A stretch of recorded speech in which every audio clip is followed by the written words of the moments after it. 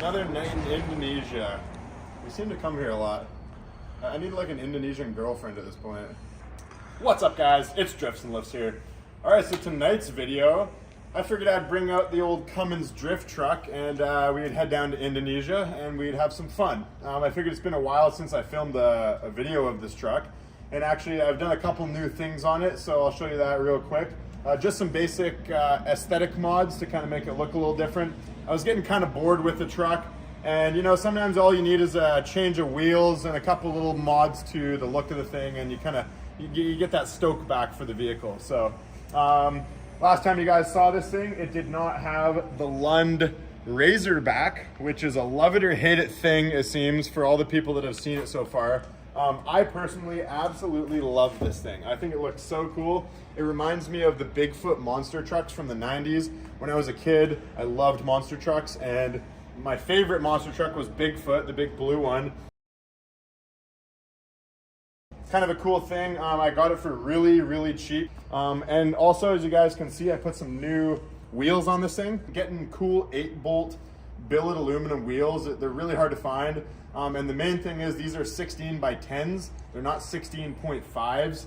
When you guys are messing with trucks, a lot of times you'll find really cool wheels, but then they're in a 16.5, and it's impossible to find tires for those. So I'm really stoked on these. So yeah, this is a 16 by 10 center line, negative 25 offset. It's, in my opinion, the perfect size of wheel for this truck. If you guys haven't seen this truck, if you're new to watching the channel, just a quick little rundown of it. I don't want to take too much time on this, but it made around 550 wheel horsepower.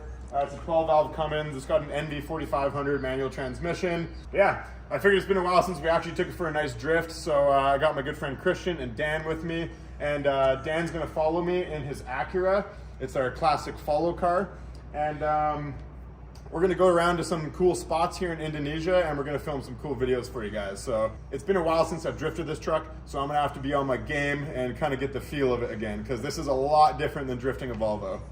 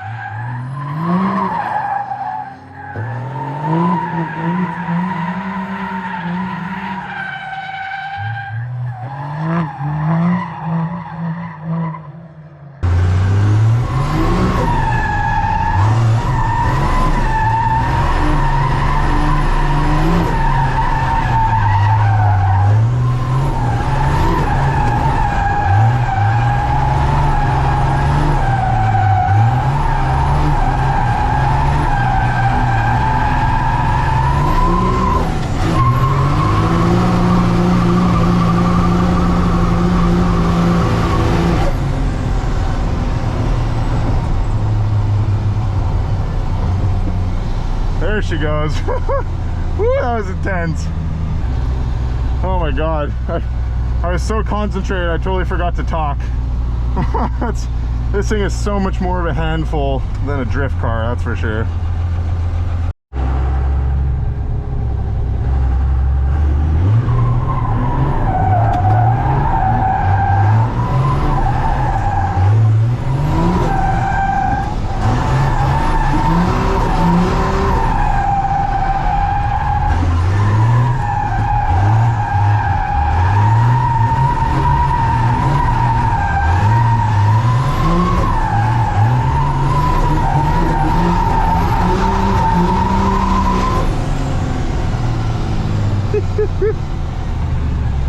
Holy man, I'm literally manhandling the wheel in this thing.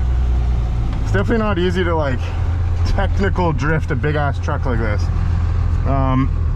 You know, if you haven't, my gold car is amazing for technical style drifts because it's super short gearing, you know, really really low horsepower, really nimble, super lightweight. This thing is an absolute tank.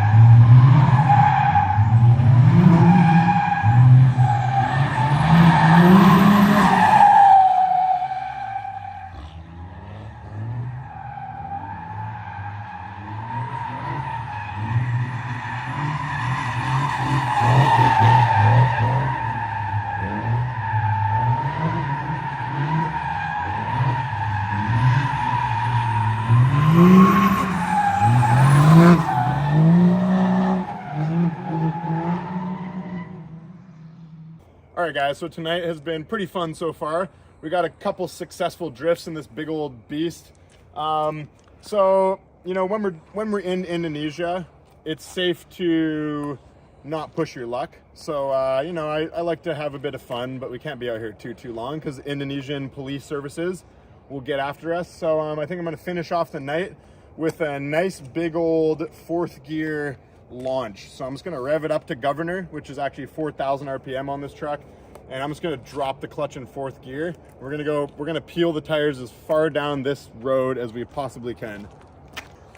So that last spot that we went to was super technical. It was actually hilarious how, you know, managing this big beefy truck compared to a Volvo in a tight spot like that, it's a handful to say the least. I was literally in the truck just throwing this big wheel around like a bus. So yeah, this truck to be like a good drift vehicle, it needs modified steering knuckles, and a hydro e-brake would be really cool. So if I could just like lock the tires up with an e-brake, have a little more steering angle, I could probably be really comfortable drifting this thing. Just right now, it's really scary because the point of no return comes very fast. And once you hit that full lock position with your steering wheel, the back end of the truck is just gonna come around on you. You literally can't do anything about it. Even if you let off the throttle, do nothing, it's just gonna spin around. So a little bit of angle would fix that. And I think this thing would be super fun to drift. a bucket seat would also help a lot because I'm literally sliding around in that factory seat. It's kind of ridiculous. So, but you know, I kind of built this truck for like a daily driver, just a fun overall truck. Wasn't necessarily making it like a competitive drift vehicle. It's just kind of it's a cool truck that you can make fun burnout videos with. So, all right guys, let's do a big old burnout.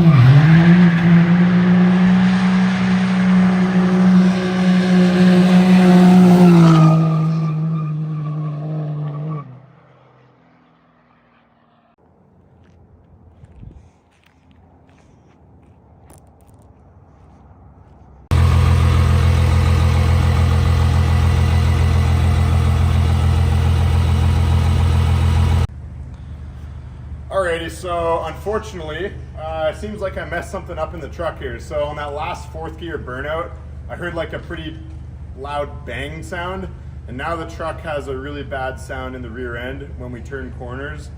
Gonna have to check it out, so I'll do that tomorrow or the next day. We'll pull the diff cover off and see what happened. It's really strange. Under acceleration, the truck is pulling to one side, but that would usually tell me that an axle shaft is broken. And then on decel, if it pulls to the other side, which it kind of seems like it's doing, but our tracks that we left from the burnout was 2 tire fire. So I'm not too sure. It's gonna need a little bit of inspection. But yeah, still pretty fun night. Hope you guys enjoyed a couple of drifts with this thing. Yeah, it's a good unit. I definitely really like this truck. It's a lot of fun. Like I said though, angle mods and a hydro, and this thing's gonna be dialed. So yeah, back to Volvo land, I guess. Yeah, we'll call her a night. Anyways, like and subscribe for medium rare Volvo beef. Peace out.